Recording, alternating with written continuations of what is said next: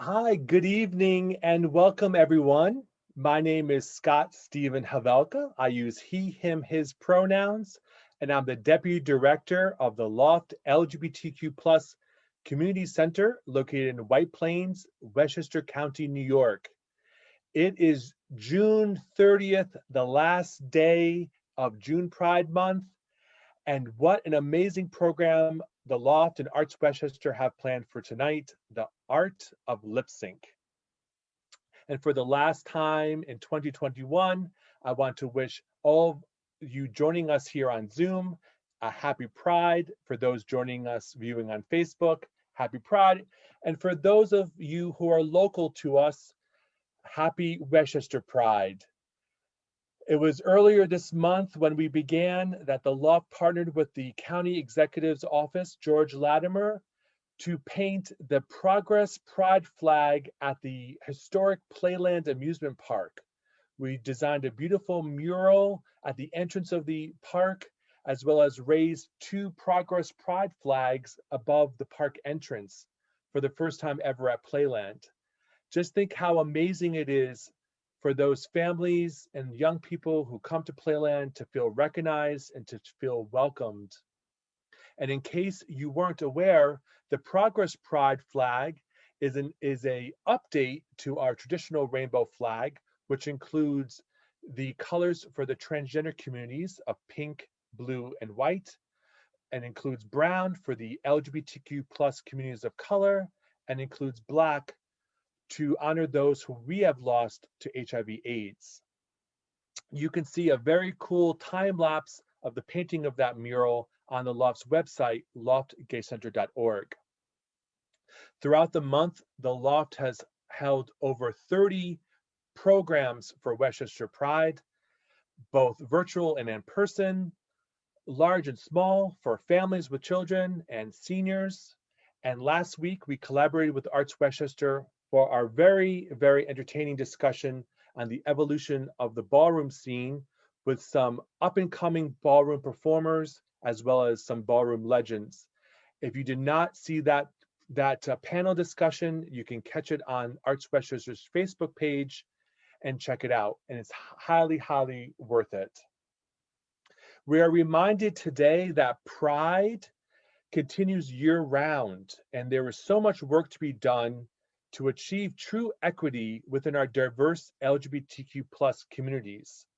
Soon we'll be posting on our Loft website details on a phone bank that we are organizing in July for the passage of the Federal Equality Act.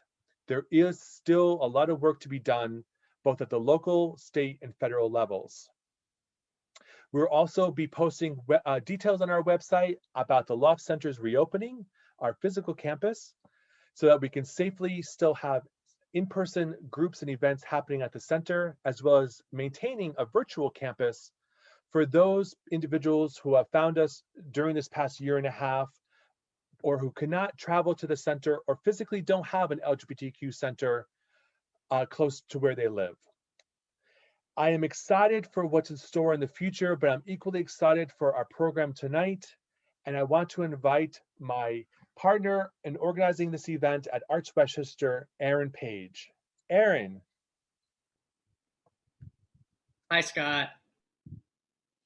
Thank you so much, Scott, for all the work that you do, the work that the Loft does, which is so critical to our Westchester community.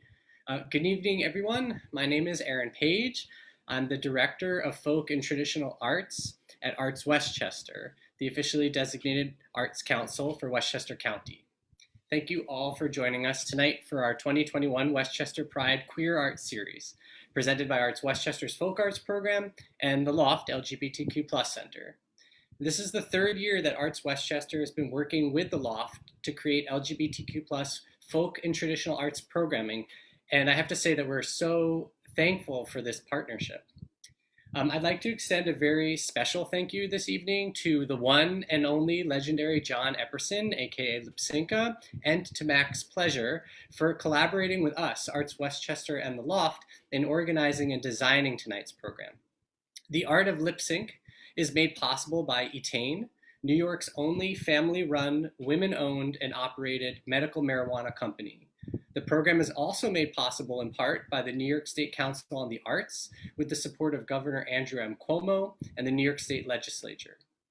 It is my honor and a pleasure to introduce the moderator of tonight's program, Max Pleasure. Max Pleasure is a New York City-based drag king and YouTuber. He was voted the Brooklyn Drag King of the Year in 2018 and inspired the short documentary Max, which was a Vimeo staff pick and selection of New York's LGBTQ+ film festival, NewFest. He has graced the stages of RuPaul's Drag Race Season 9 winner Sasha Velour's Nightgowns, Bushwig, the Austin International Drag Festival, NYFW, and more. He was also the featured drag king of Bubbly Water's #DragForAllFlavors 2020 Pride campaign. Max currently performs in virtual drag shows and has his own YouTube channel, which he uses to educate the general population about drag kings, provide tips to new drag performers, and to uplift the voices of fellow community members on important topics. Thank you so much, Max, for being here tonight, and I'd like to welcome you to the stage. Hi. Thank you, Aaron, for that introduction. Hi, everybody. I'm Max Pleasure. I use he, him, his pronouns. I am so excited to be closing out Pride Month with a discussion on an art form that I am very passionate about, and I am honored to be doing so with a pioneer in the art field. John Epperson, aka Lypsinka, is legendary. Since Lypsinka first hit the nightlife scene in the 1980s, she's ascended to much bigger and way brighter stages, including Joan Rivers' very own soundstage and Terry Mugler's Catwalk. She's thrilled audiences from her own stage with shows like Lypsinka, A Day in the Life, The Passion of the Crawford, and John Epperson Show Trash, and many, many more. But only occasionally has Lypsinka, or John, used his own voice as Lypsinka. Lypsinka is famous for her meticulously edited soundtracks featuring audio clips from the likes of Joan Crawford and other silver screen divas. Often, especially for her own shows, Lypsinka does this as a full-length feature. It's truly incredible, the work that she does. And she was one of the first drag performers to do it that way. It's truly a joy to get to talk with her this evening, to talk with John this evening. And why don't we share a little sizzle reel?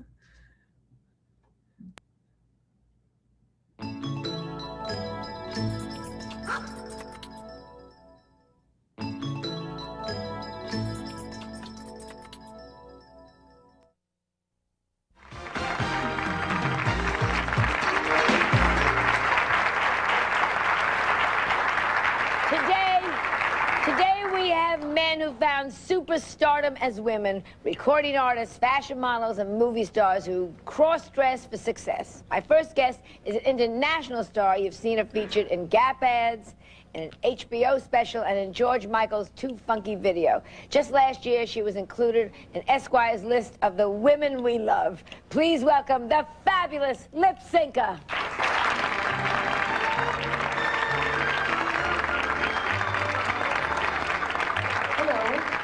Oh, it's always a pleasure for me to visit with you each... Oh. Oh, I'm sorry. Hello. I want to speak to Mrs. Janie Clarkson, please. Hello. Hello. Hello? He's on the line? Let me speak to him. Mr. Liggett, I didn't think you'd be foolish enough to call today after last night, but since you have, face it, I was the slut of all time. You will be gone soon, and I'll be glad. wasn't being vicious, was I? Hello. Hello. Barbara, please. Please, Barbara. Leave us alone, Barbara. If you need anything, ask Carol Ann. Hello. Hello, Cheney. It's me. You didn't. You didn't. Why don't you die? Ladies and gentlemen, making her Broadway debut, the fabulous Lip Sync.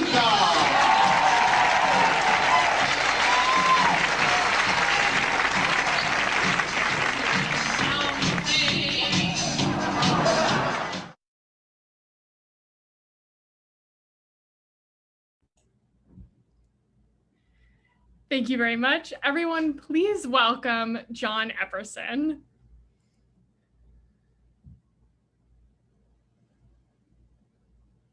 Unmute. There, I did it. Hi. Working?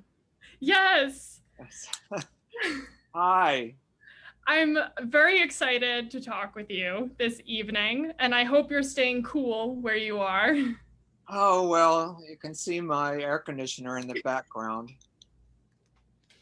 It's pretty hot in New York City. It is. It definitely is. So we're here to talk about the art of the lip sync. Of course, an art form that you are very proficient in. And I guess a great place to start off is to ask how you found that passion for lip syncing and like where your interest in it first came from. Well, my first interest was when I was a kid.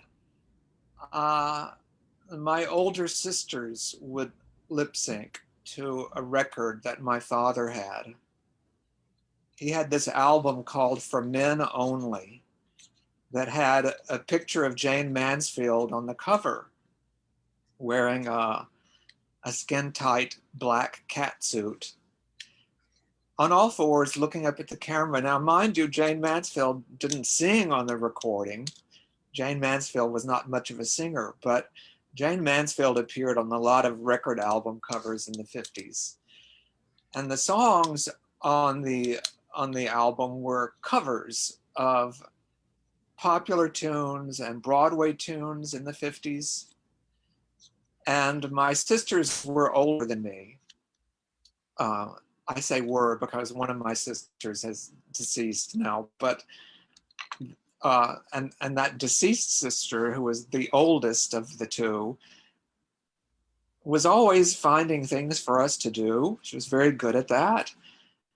And she discovered that she and my other sister could move their mouth to the recordings on this For Men Only record. I wish I had the record here to show you. I don't. It's not far away. It's in here somewhere. You Here can it find it on is. YouTube. Here's the There it record. How in the world did you get that? The power of Google. Yo, you just found it. Very good. So the two of them would lip sync just to amuse me and my mother. I was too little. So my mother and I were the audience. And Max, now your image is small. How can I see you big again, I wonder? I think you need to say something. Okay. There you are. Big? Okay, Okay, great. now I can see you better. So we were the audience, and my mother didn't call it lip syncing. My sisters didn't know what to call it. My mother called it pantomime. And then I remember being at a family reunion and mimicking my sisters and pretending that I was singing a record that was playing at this family reunion, and everyone gathered around to watch me and applaud and laugh. And I was being noticed. I was thrilled that I was being noticed. And, you know, at the end of the show, Gypsy, and at the end of the movie, Gypsy asks her mother, "Why did you do it, Mama?" And Rose says, I guess I just wanted to be noticed. Well, I think that's a universal truth. We all want to be noticed, whether it's our boss telling us we did a good job at work, but I wanted to really be noticed. And that was a way to really be noticed. Well, I didn't follow up on that. But when I got to college, I went to my first gay bar. I saw my first drag show. It was a troupe from Memphis. Now, I was in Jackson, Mississippi in college, not far from where I grew up, south of Jackson. But this was a troupe from Memphis who showed up to perform at this gay bar in Jackson, Mississippi. And I was so frightened by them.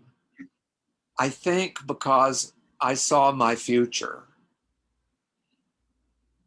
And because the patriarchy had been drummed into me, and fear of homosexuality and all of that. It was a frightening experience. But I do remember that one of them called himself Belle Star, and he wore a full poodle skirt, like from the 50s, had a big poodle on it, appliqued. And one of the others, I don't remember what his drag name was, but I remember he liked to be introduced as the only perambulating mouseketeer. Now, Max, that may not mean anything to you because you may be too young to know what a mouseketeer was, but I do actually. I do know what a mouseketeer is, okay, or was. But we should tell the audience in case they don't know. Mm-hmm. It was a Disney invention. It was a bunch of kids, and there was a TV show, and they showed Mickey Mouse cartoons, and they also did their own performances, these mouseketeers. Annette Funicello, who became a big movie star in the Beach Party movies, was a mouseketeer. And Bobby Burgess, who became the dancer on the Lawrence Welk Show, was a mouseketeer. So it was a jumping off place in show business for some people. But this guy ended up in the drag business in Memphis. And I think he really had been a mouseketeer, but it's so funny that he called himself the only perambulating mouseketeer. Now, mind you, I was 17 or 18 when I saw this guy, so I didn't even know what the word perambulating meant. It wasn't until later that I found it meant walking and standing, which makes it even funnier that he called himself the only walking and standing mouseketeer. So I was so frightened by this troupe from Memphis that I didn't go back to that bar for a year or more. Mm-hmm. But in that intervening year, I found out about Ionesco and the Theater of the Absurd. And I found out about Charles Ludlam and the Theater of the Ridiculous. And I made a new friend who went to a college near mine in Jackson. And he was a very flamboyant guy. And I had seen him on stage at the college where he was going to school. And we made friends. And he asked me if I had been to see the drag shows in town. And I said, yes, I did go. And it scared me so much that I don't want to see it again. And he said, oh, but you must go, because not only is it in a different place and a better place for a show, but he said, it's theater. Well, you see, I hadn't thought of it as theater. Mm-hmm. I just saw the stigma attached to it. So I went with new eyes, and I began to think, yes, this is absurd theater. This is ridiculous theater, if you want to perceive it that way. Mm-hmm. I still didn't want to perform in drag in Jackson because of the stigma attached to that in that place at that time. But it did occur to me that if you go to New York, you could call walking down the street art if you wanted to. Very true. And I saw Charles Ludlam who was doing his production of Camille. I saw him in Time or Newsweek magazine. And I thought, well, how do you get in Time magazine? I want to be in Time magazine. And then I realized, oh, well, if you go to New York, that might happen. And if you get in drag in New York, that might happen. It's happened for this man. So that's when I started plotting, how could I get to New York? I still wasn't thinking about lip syncing, however. Mm-hmm.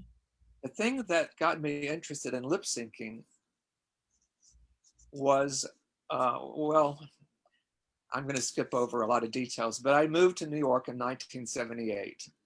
Mm-hmm. And I made my living by playing the piano for ballet classes all over the city. But the place I had my eye on was American Ballet Theater, because they had a star there. Excuse me, they had a star there who I was very interested in, named Gilsey Kirkland.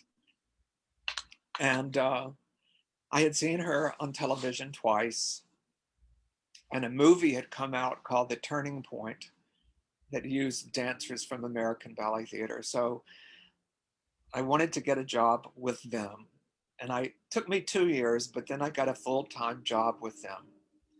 That started in late summer of 1980. And we worked that whole season through, it ended, the climax of that season was 8 weeks at the Metropolitan Opera House at Lincoln Center. And then I went with a small group of dancers to Europe, which was a fantastic trip. I won't go into the details of that, but it was a fantastic trip. And at the end of that trip, I was on my own, and there I was in Europe. And so I went to Paris on my own. And I had found out about a club there called Michou. And if you want to look it up, it's spelled M-I-C-H-O-U. And Michou was a real person. He died not long ago. I think the club is closed for now because of the pandemic, but I believe they intend to reopen it. And at Michou, there were several waiters, but our waiter, he took our order, and the food arrived. And 45 minutes later, he was on stage as Liza Minnelli, as Sophia Loren, as Zizi Jeanmaire, the music hall star in France, as Josephine Baker, the music hall star in France. And he was lip syncing. They were all lip syncing. And most of them were doing celebrity impersonations, lip syncing. There was one who was heavy set, and he lip synced to an opera recording, and he had created his own character. He looked quite a bit like, he was lip syncing to opera, and he was doing it for laughs. He was a comic.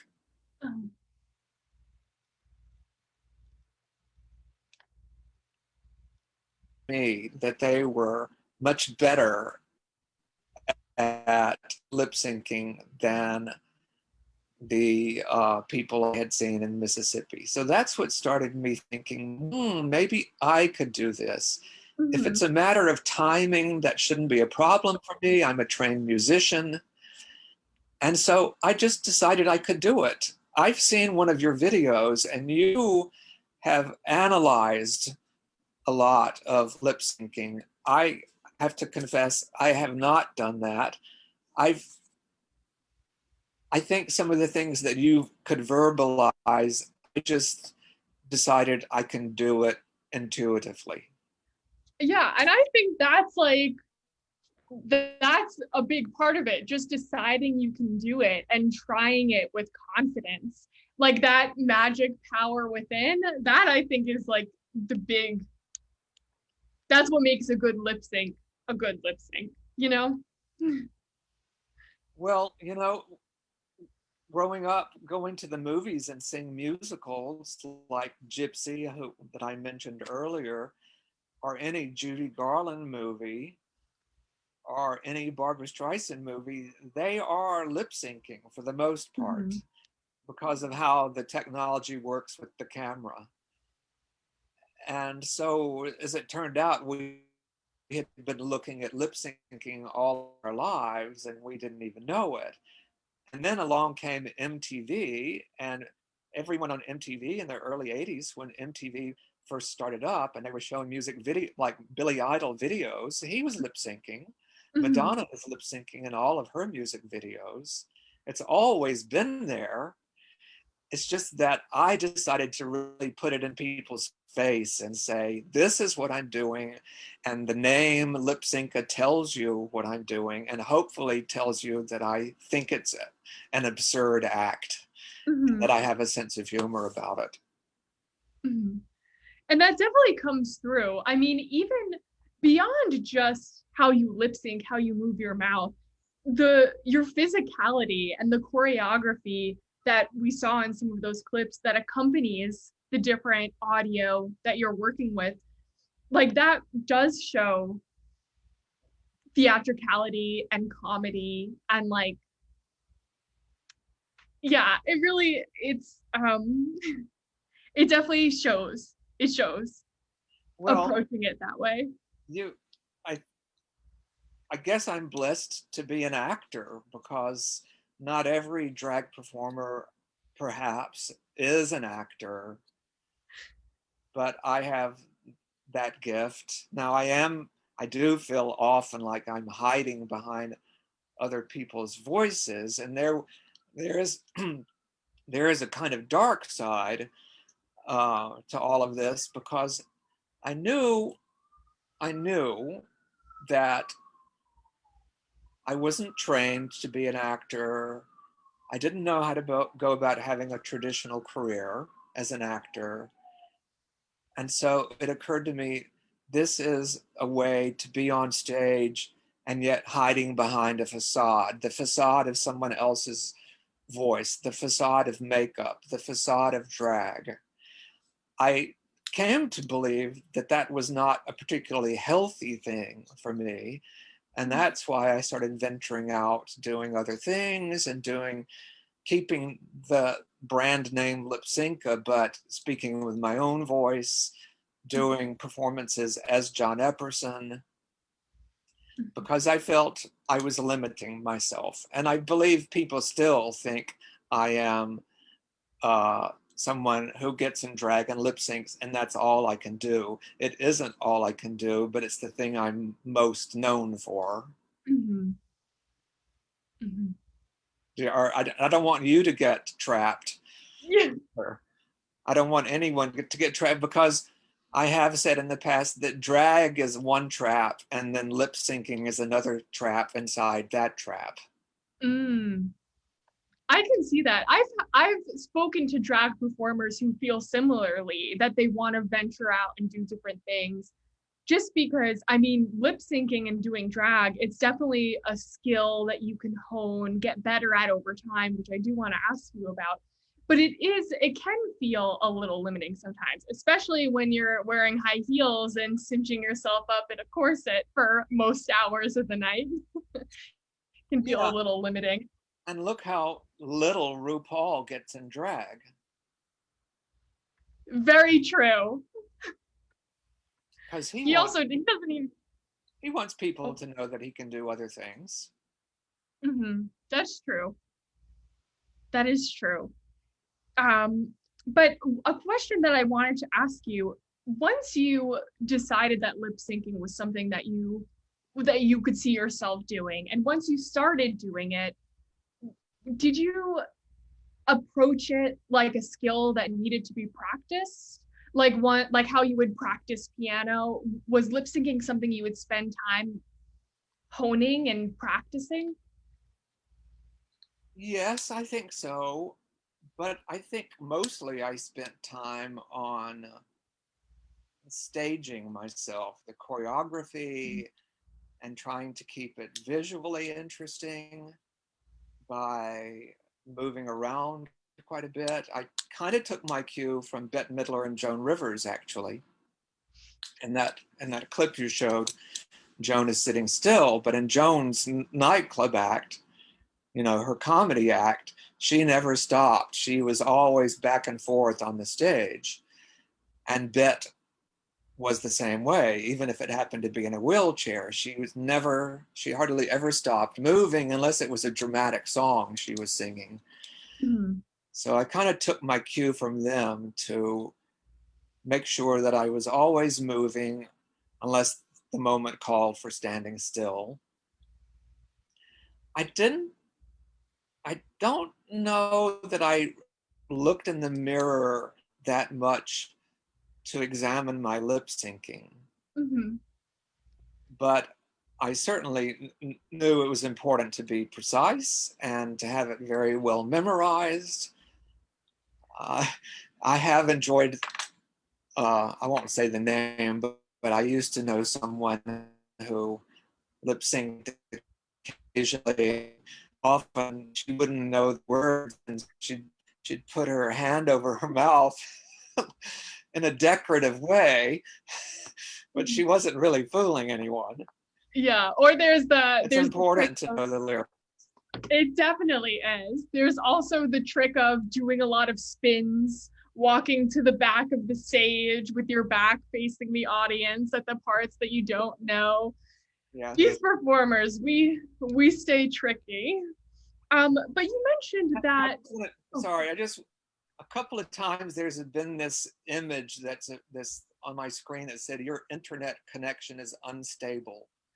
Am I coming through okay for you? You're coming through. There's a few moments where there's a little bit of lag, but your audio does still come through. Like I get some words I don't get, but I do get most of them. It looks like I'm lip syncing badly. Is that what it looks like? It's only a little bit. But I wanted to ask, so you mentioned Joan Rivers and Bette Midler being inspiration for the way that you move about the stage. Are there specific inspirations that affected the way, maybe your look or the way that you lip synced? Oh, well, the way that I lip synced. Other than remembering how good I thought those performers were in Paris, I can't say that. Although as the years went by and I started looking at Judy Garland's movies even closer, she was a really good lip syncer, Judy Garland, very good lip syncer. There were other people in the movies who were good at it too, but she really knew how to nail it. But the look that I was going for was kind of a cross between Dovima, who was a fashion model in the 50s who had very severe eyebrows, and a woman named Dolores Gray, who made a few movies at MGM in the 50s. I'm a movie buff, and in New York, when I moved to New York in '78, there was hardly any home video at all or any cable TV. And if you wanted to go to the movies, you had to go out to the movies. And there were a lot of movies to see, a lot of places that were showing movies. And one of the best revival houses was called the Regency. It had been a neighborhood movie house years earlier, but it had become a revival house. It was just north of Lincoln Center on Broadway, around 67th Street. And they showed very good prints of old movies, practically a different double feature every 2 days. And it was my temple. I was there all the time, and I wanted to see all the MGM musicals. And so there was a movie that I had never seen that they were showing called It's Always Fair Weather, starring Gene Kelly and Sid Charisse. And they were the stars that I went to see. But up popped this woman I had never heard of in the middle of that movie named Dolores Gray. And she had a big, beautiful voice and big gestures and a big personality, and she was very glamorous. And I thought to myself, there are drag performers who impersonate Cher, or they impersonate Mae West or Liza Minnelli or Barbara Streisand or Judy Garland or Ethel Merman, on and on and on. But I'm going to impersonate this woman. I'm going to impersonate this woman who is not so familiar to people. And that's where one of the bases where I started, was just seeing her with her big personality. And then I started finding her records, and I started using those records on stage. And ultimately I got to know her a little bit.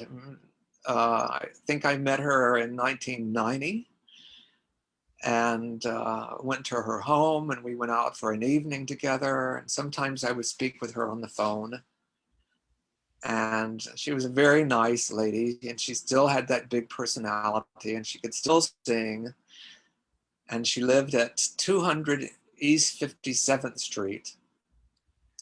And Kay Thompson was still alive at the time. Kay Thompson, who was Liza Minnelli's godmother, who also had a big, loud voice. And Kay Thompson lived at 300 East 57th Street, only a block from Dolores. And I used to joke that I was going to move to 249 East 57th Street with a pair of binoculars and watch the two of them come and go from their apartment buildings. And now they're both gone. Mm-hmm. I have to say Kay Thompson was probably a big influence also, because I was very tall. I am tall, and I was very skinny, and Kay Thompson was not tall, but she looked tall, and she was very skinny. And if you've ever seen the movie Funny Face, she's the editor of the magazine. You can't really see my arms and hands, but I'm doing Kay Thompson right now. Something that you said about, you said being influenced by fashion models, reminded me of a clip that we have on hand, which I think would be great to share, from the Thierry Mugler catwalk in 1992. I don't know, Aaron, can you roll that clip for us? Thank you. That ain't enough. Then watch the way I'm gonna strut my pretty stuff. There'll be a change in the weather and a change in the sea. From now on, there'll be a change in me. My walk will be different, my talk and my name. Nothing about me's gonna be the same. I'm gonna change my way of living. If that ain't enough, then I'll change the way I strut my stuff, 'cause nobody wants you when you're old and gray. There'll be some changes made today. There'll be some changes made.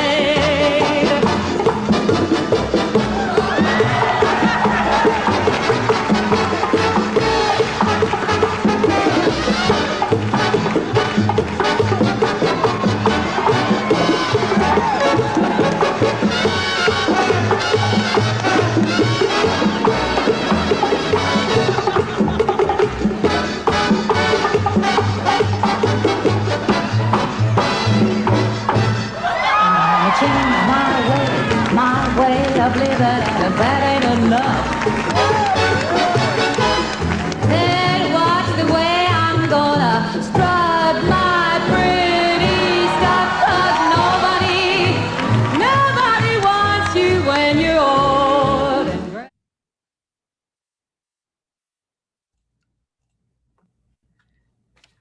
That's a great clip.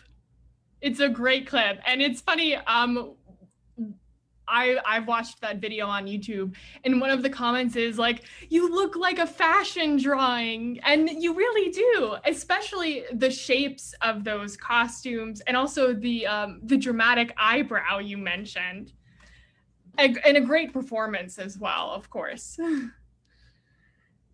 Well, thank you. That is from VHS, and that's why the quality is not high definition. I wish I had a better quality to put on YouTube, but as you said, it's from 1992, and that's the best that I could get. That is Dolores Gray singing. Oh, I didn't realize that. That is Dolores Gray singing, and I'm sitting here watching it just now and thinking, she never saw this. It's a terrible pity that she didn't get to. Now, she did see me on stage, and she did see me lip syncing to her, but she never saw that. Mm-hmm. And I think she would have been amused by it. When Dolores died, her family asked me to speak at her memorial service, which was nice. So I guess she was okay with me. Yeah, I guess she wasn't insulted by the impressions that she may have heard about. I did want to ask, so I don't know if you have kept up with the current drag scene in New York City, the new iterations of Wigstock, that's called Bushwig. I'm curious if you have kept up with that or seen any drag performers recently. Do you see a difference in the way that performers approach lip syncing from when you first started to now? Oh, well, the first part of your question, I have not kept up that much. The only thing that I've seen was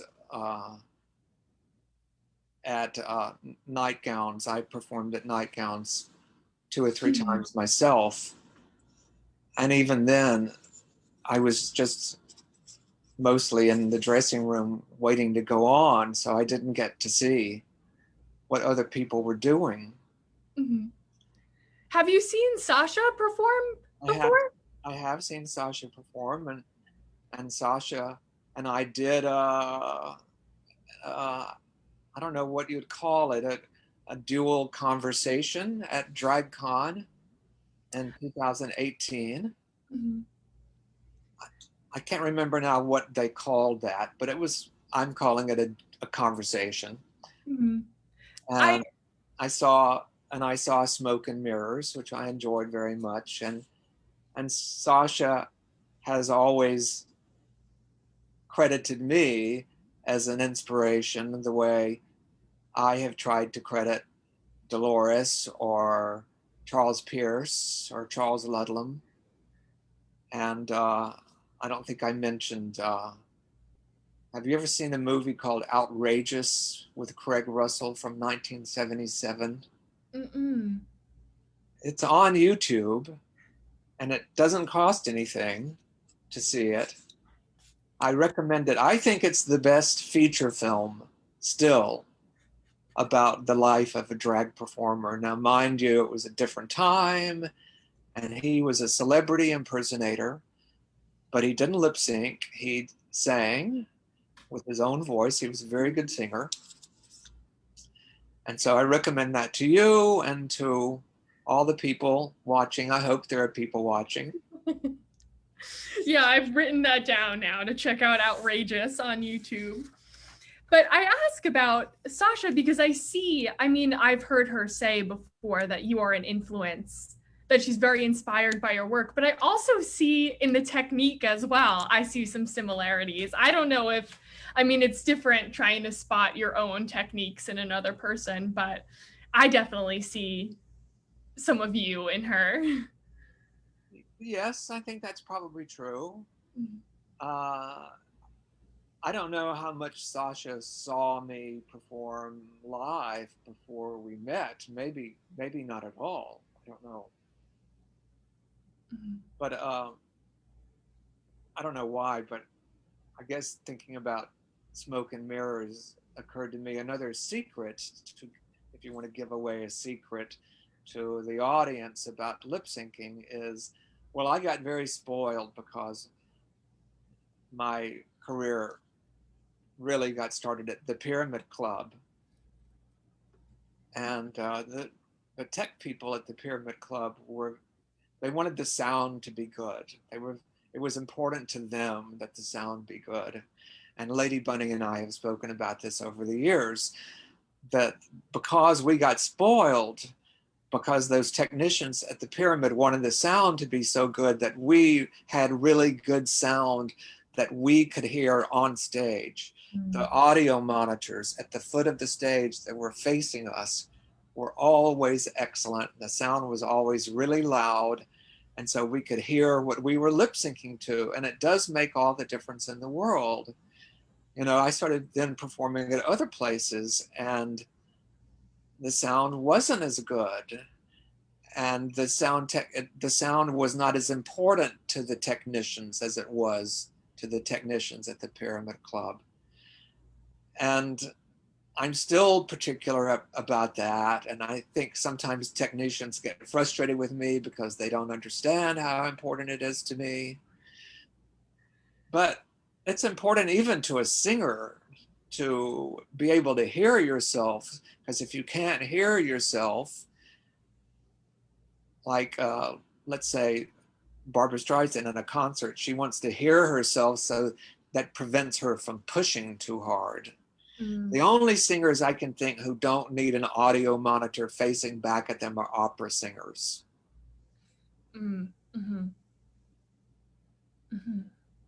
So would you say the secret is to always get good audio from the sound guys?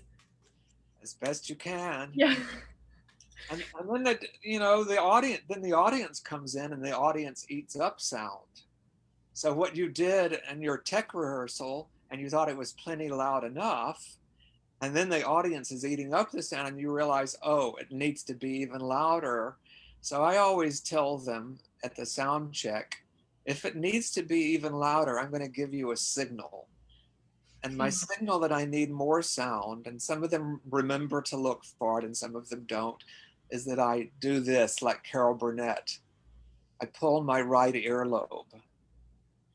Now, sometimes the sound can be too loud. And the signal for that is I play with my cleavage. But then they may turn it down too soft, or they may turn it down too quickly because it needs to be smooth. There's all these little details that have to be finessed. It's one of the reasons I don't like doing one-off appearances that much anymore, because you don't know what you're going to get. I prefer to work in the theater. It's a controlled environment. You can test it. You have a preview period where you can test everything. And then the reviewers don't see it until after you've tested everything. But you're not always that lucky. Yeah, especially in the drag scene with the stages on dive bars that I frequent. Yeah, if you're performing on top of a pool table, you may not have an audio monitor. Very, very true. One of the questions that the Loft and Arts Westchester wanted to make sure that I ask you about is a little bit more about advice. Are there any, I like a good do's and don'ts if you saw my YouTube video. Are there any do's and don'ts that if someone was like, please, like, tell me your secrets, please give me advice on lip syncing, what are the do's and don'ts that you would share? Well, like I said, I think I said earlier, I was a trained musician, so that was a big do in my favor right there. And even lip syncing to spoken word, I think of as music. Because if there's a pause, I count it in my head. The audience doesn't know that I'm counting, but I'm counting. So, but not everyone is a musician. Mhm. Not everyone is a trained musician. Not everyone is musical. So I'm trying to think of something that everyone can use as a do. I mean, making sure you have good sound, making sure you're rehearsed well. Mhm. Pick something that's not too difficult. Wait a second, I'm seeing people say, people are saying things. Can you see that? Someone just said, wow, that's amazing. Yes, the phrasing and musicality of everyday speech. Mhm. Yes, and that's a very good point. Like how you were saying, approaching the spoken word audio as if it's music as well. But another do for sure is learn the words. Right, learn the words. Or know one of the clever tricks. Do you know who Michael Musto is? I do not. Michael Musto had a very powerful column in the Village Voice for a long time called La Dolce Musto. And now that the Village Voice is coming back 4 times a year, I think Michael's column is back. He wanted to do a little story about me in his column, and we did it over the phone. And he said to me, "What do you think makes you different than other drag performers?" And I think I realized, oh, that's a trap.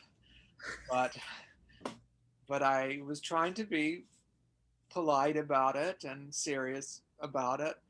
And I said, I rehearse a lot. And I went on to say some other things. I don't remember now what I said. And all Michael quoted of me saying was, I rehearse. The implication was that other drag performers don't. I don't know that that's true, but the do is rehearse. Don't just get up there and do it. Mm-hmm. Unless, of course, the joke is that you're doing messy drag. And there used to be an audience for that. I enjoyed watching it myself. What used to be called trash drag, I think. And there were performers at the Pyramid Club who just threw it up there. And they didn't really rehearse. They weren't meticulous. They weren't lip syncing necessarily either. Sometimes they were, sometimes they weren't. But they were very funny in their inability or their obviousness that they hadn't tried that hard. Because it was trash drag, right? That was very funny. But unless you're very good at being bad, unless you're very good at trash drag, I suggest you rehearse. Also, I think a point of view is important. I think a sense of humor is important.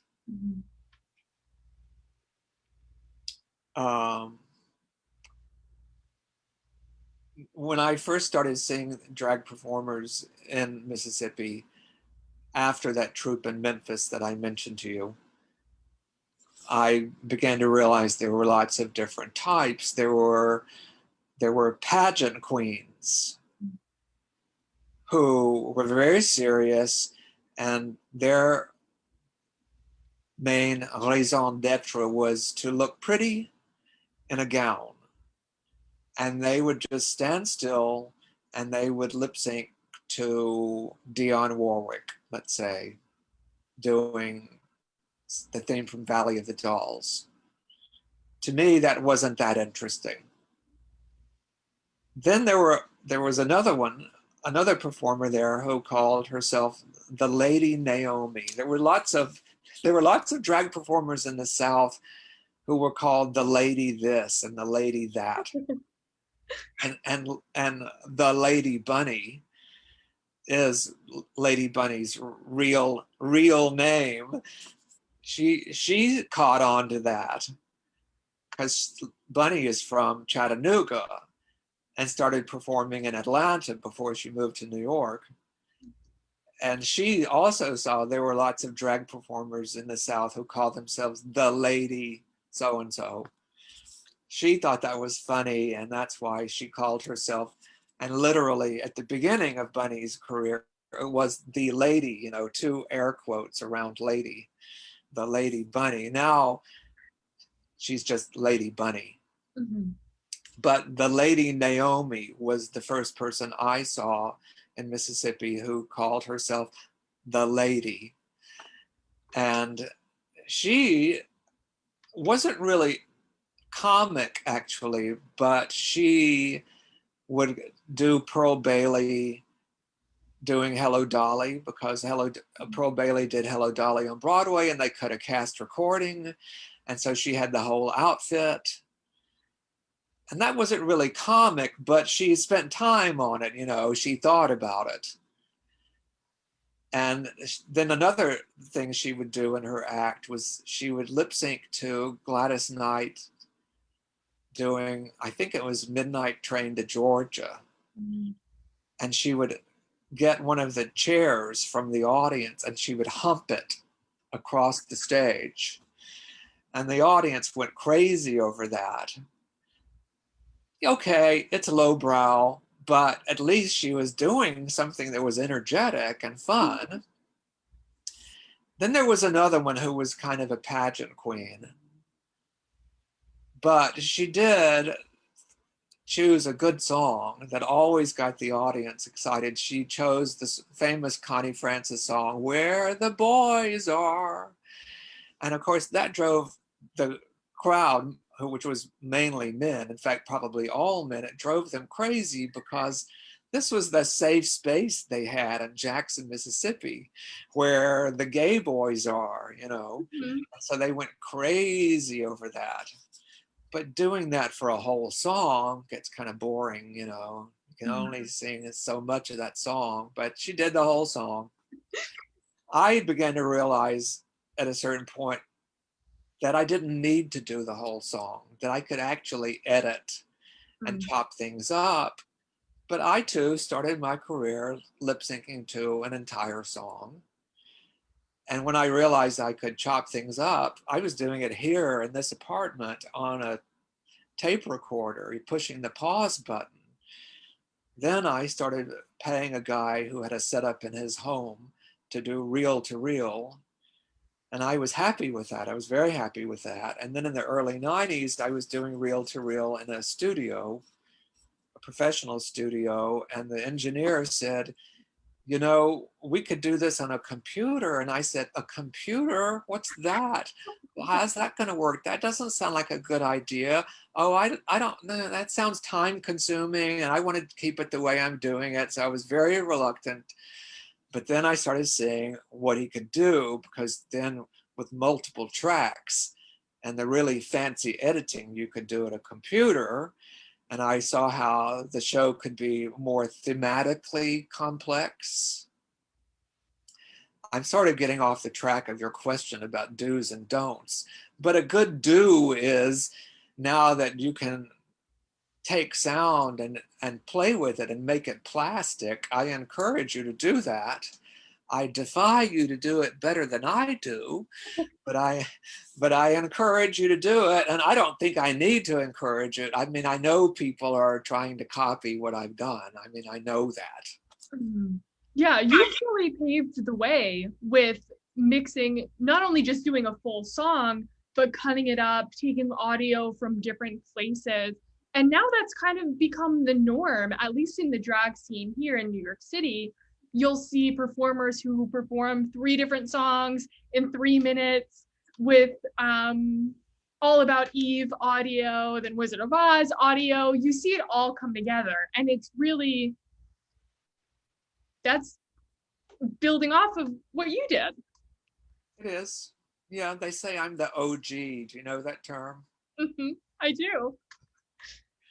I think it's a hip hop or a rap term, but I think it means original gangster. Oh no, somebody has said something else.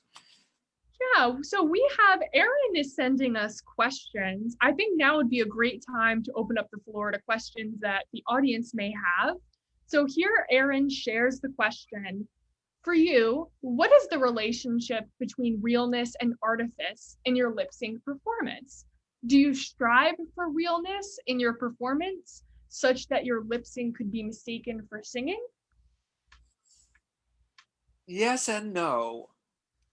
The artificial part of it is one of the parts that I think is funny about it. I mean, I do think that lip syncing is a silly practice. I think it's an absurd practice.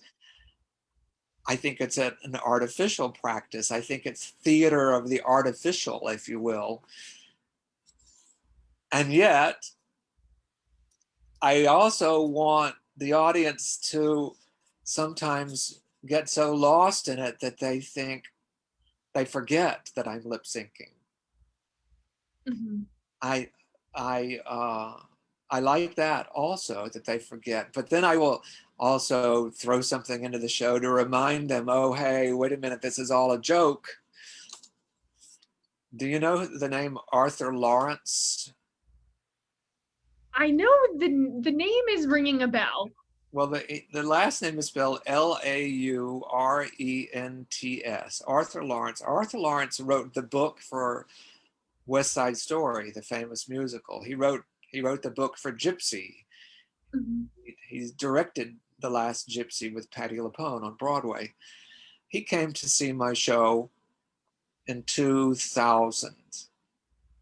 And he and his boyfriend, they're both deceased now. They came backstage after the show. And Arthur Lawrence, we had never met. He had never seen me perform before. And he said, you know, what did he say? He said, you've got a great voice. And we all looked at him like, doesn't he know? And the boyfriend said, Arthur, he was lip syncing. And Mr. Lawrence said, I know that. I thought he was lip syncing to himself. But I'm not sure that he really thought I was lip syncing to myself. Uh-huh.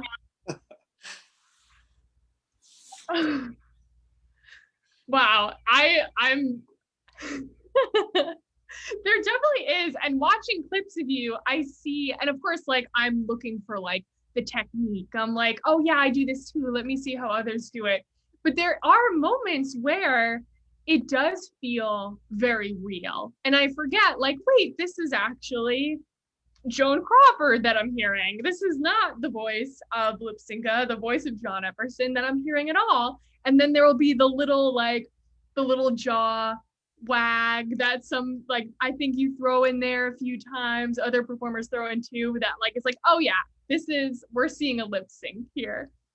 I wish I could see myself live so I could decide for myself if I'm really fooling anybody, but that'll never happen. I'll never see myself live.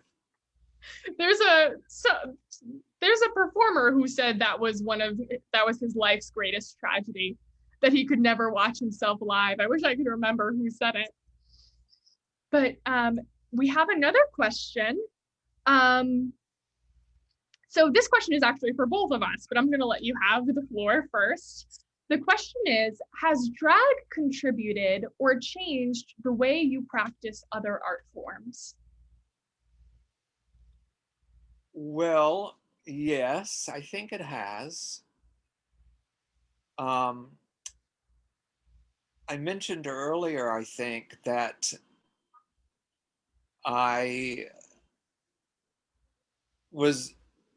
when I went into this, I knew I was hiding behind a facade, right? That I knew I was hiding behind other people's voices. I was hiding behind the makeup. I was hiding behind the drag, because I had an enormous desire to be on stage, but a fear of being exposed, of myself being exposed. Mm-hmm. And so I created this creature that I could hide behind. And I had not had real training as an actor or as a dancer or as a singer. The only training I had ever had was as a pianist. Have we talked about that part of my life? We did a little bit, how that's what you were, and when you first moved to the city, you were that's what you were doing. You were being a pianist. This is my second interview today, so I don't remember what I've said and what I haven't said. So when I did my first off-Broadway show, and I was doing that show night after night after night, I could feel my confidence growing as a person and as a performer. This was 1988 and into 89. And that was a great feeling. I felt more confident as a person. And so that then enabled me, when I decided to start performing not in drag and doing roles that John Epperson was hired to do, I felt more confident that way. That is one way. I have to put my glasses on to see the screen. I don't like my glasses very much. I feel like I'm Ruth Gordon in Rosemary's Baby when I put my glasses on. I was going to say something else about that. Why don't you give an answer about that, Max? Well, so drag is my main art form. And all the other art forms that I dabble in are to better serve my drag. I studied a little bit of performance art in school. There was a little bit of like weird sculpture thrown in there. So drag has definitely affected the way that I do these other things. It's all in service of drag. But kind of like you touched on, John, like performing as another person, hiding behind the drag, has inspired a lot more confidence in me just day to day, mustache or no mustache. The drag has really influenced the way that I walk through the world and the confidence to try other art forms too. Yeah. Well, I remembered what else I wanted to say. So I do sometimes perform a cabaret show as John Epperson. And by the way, I'm going to be doing it on October 23rd and November 6th at a place called Pangea here in the city. And everyone from Westchester who's watching is invited to come down. And I'll come to Westchester and do it too if somebody wants me. I love Westchester County, by the way. I only discovered it about 13 months ago. I think it's beautiful. And if anyone wants to invite me up, I'm available. But one thing I've realized is that when I do my John Epperson show, then that's playing a character also. I'm playing a version of John Epperson. And I'm not the only person in the world who's done that. I realized late in life. And as a matter of fact, I was watching an excellent documentary on CNN that I recommend about Jackie Collins, the writer. She was a trash novelist. She was Joan Collins' sister. And Jackie Collins was very popular in the 80s. She wrote a famous book called Hollywood Wives, but she wrote a lot of successful books, but I guess Hollywood Wives was the most famous. And they say in the documentary that she decided to put on a persona. She was going to put on her version of Jackie Collins. And so the hair got bigger and the jewelry got bigger and the makeup got bigger. The shoulder pads got bigger. Everything got bigger. And she wore it as a kind of armor. And that's what I was doing in drag. And Jackie Collins was putting on drag too. She was putting on Jackie Collins drag, like Joan Collins puts on Joan Collins drag. I think a lot of women probably have had to put on armor. And probably I was putting on drag as as armor, certainly, but also I think because I grew up in the South, it was a way of rebelling against the repression of the South. But I didn't know that at first. It wasn't until years later that I figured that out. And over the years, a lot of people have said to me, why are there so many drag performers from the South? Well, I think that's why. It's a repressive place. I've lived now above the Mason-Dixon line for 43 years. Of course, New York is New York. That nobody cares what you do here. And I'm sure there are some repressive places in New York State, but it's not anything like the South. So I've gotten off the question, I think. But that's all right. If we do a little, so if we do a little, what's it called when you, what's that writing called? What's the James Joyce Ulysses that's called Stream of Consciousness? That's But I know a fair amount of drag performers from the South, and I think that rebelling against that repression, that's very much a driving force, even especially I think for performers who grew up elsewhere as well. One of the things that's so alluring about drag is being able to like explore a part of you that you were told that you couldn't, or play in ways that you weren't allowed to. But I see Erin has sent me another question. And it says, I think the question was addressed to me, so I'm gonna go for this. It says, Max, do you see yourself as belonging to a lineage of lip sync performers? If so, where do you place yourself in that lineage?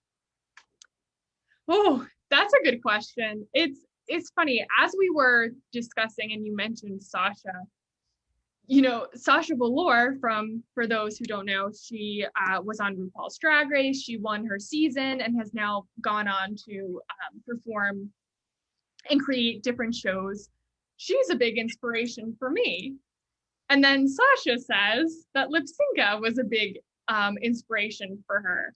So I guess that's something of a line of inspiration. I don't know if I would call it a lineage. But yeah, and it's interesting to see. I think that we're at such an interesting time in drag history where drag is becoming more mainstream. It's not just something that young adults will see at bars and be afraid of, like some of us were. I think it's something that's becoming a lot more mainstream and accepted, and that's kind of making the art form evolve in different ways. And I definitely see myself as only a brief stop in history of whatever drag moves on to be next, if that makes sense.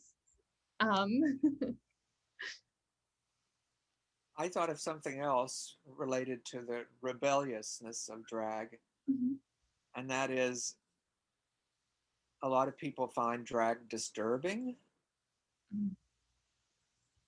but the double-edged sword, I guess you'd say, of that is that if it wasn't disturbing, then people wouldn't be interested in it. The fact that it pushes people's buttons is one of the reasons they want to see it, but it's also one of the things that turns people off, is that they find it disturbing. And I guess I shouldn't admit this, but the other day I thought, I wonder what Donald Trump Jr. is saying on his Twitter page now. And so I looked at it, and he has a pinned tweet at the top of his page complaining and being very sarcastic about the fact that drag performers are now performing at military bases like USO performers, I guess, or like Anne Margaret used to go to Vietnam and perform for the boys, right? And Donald Trump Jr. is complaining about that, and being very sarcastic about it. And so I posted it on my Facebook page, and I said, well, it was bound to happen, you know, that this guy would be sarcastic about this, but people jumped all over him and said, but men who were stuck on military bases in World War II in Europe, they got in drag to entertain one another. and they were in on the joke because Trump Jr. was saying that he feels like it makes us look weak, that it makes our military look weak, that someone from RuPaul's Drag Race may have performed at a military base.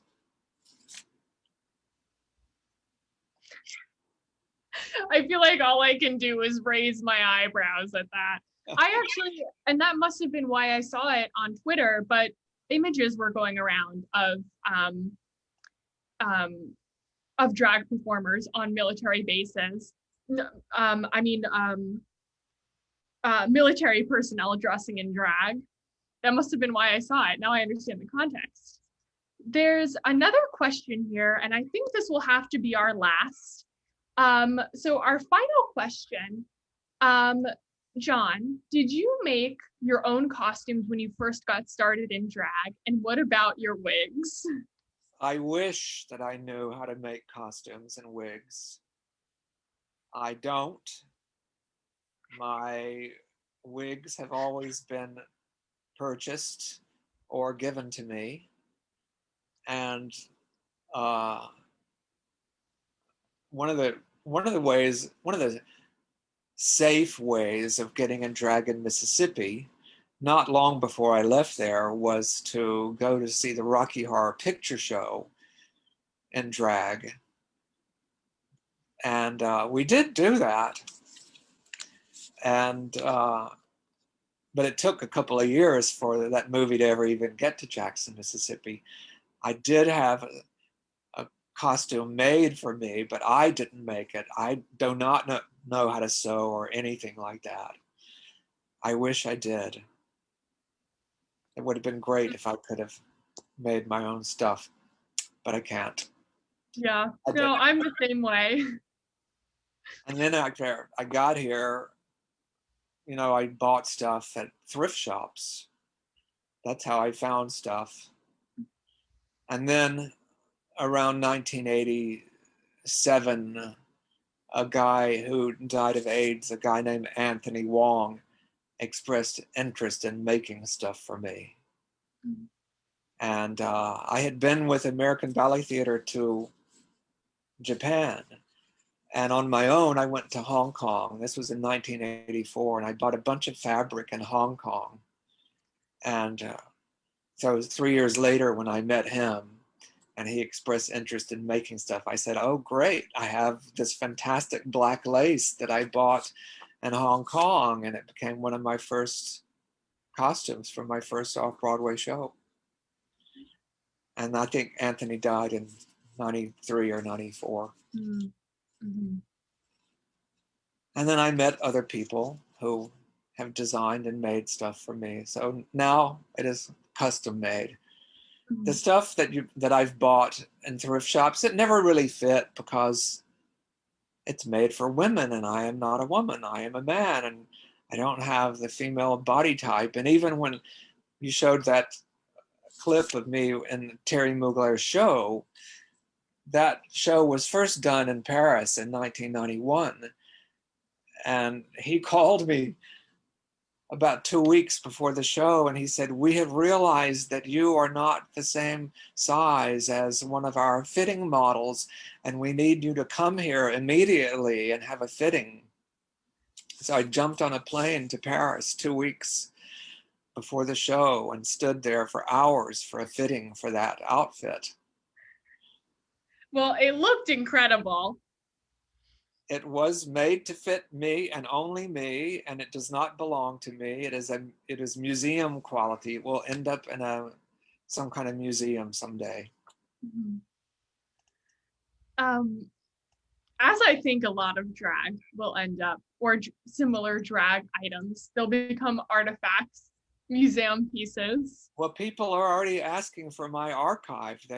There's an organization in the South that wants my costumes. I've given them one already. Hey, Arts Westchester, if you want to start a costume collection, you know who to turn to.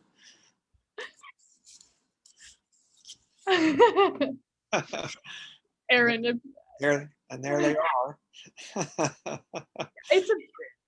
John, I was just going to say, yeah, it would be wonderful to also maybe have an exhibition of some of your costumes along with your own personal narrative about those pieces and when you wore them and how they came to be. And anyway, sorry to just jump in here and interrupt, but I got really excited. So. Yeah, well, Yeah. I'm building my archive in my storage space, and you're welcome to come and see it. I'm going there tomorrow at 12:30 if you want to join us. So I think on that note, we'll put our conversation to an end here. John, thank you so much for joining me with this conversation. Thank you. Thank you to our Later. Oh yeah, of course. And thank you to everybody watching on Facebook. Thank you, Arts Westchester. Thank you, The Loft. And happy Pride Month to everybody. Aaron, Scott, I don't know if you want to say any last words before we end. Or John, do you have any last words? Only that I hope people were watching. I recently saw Jackie Hoffman do her concert on Broadway World with Seth Rudetsky, and every once in a while the two of them would say, "Oh, nobody's watching this. It doesn't matter what we say or what we do. Nobody's watching." So I hope people are watching. We did get a few questions. So I think at least 3 people were watching, right? Yes, exactly. Okay, so I guess I'll end it. Yeah, we definitely have we've had an audience throughout, and as closing, I don't know how you both feel about this, but we can pull up one of John's videos, performance of Lipsinka, and maybe close with that. It's fine with me. Sure. Do you have a preference? We have the trilogy and Wigstock, and Lipsinka Must Be Destroyed. The Lip meets Barbara. Well, that Wigstock clip is one of the most recent things on YouTube. I think it's the revival of Wigstock in 2018, if you want to show that. Sure thing. And we'll end after that. Thank you both so much for being here. You're welcome. Thank you. Bye, everyone. Bye, Max. Thank you. Thank you so much. You're welcome.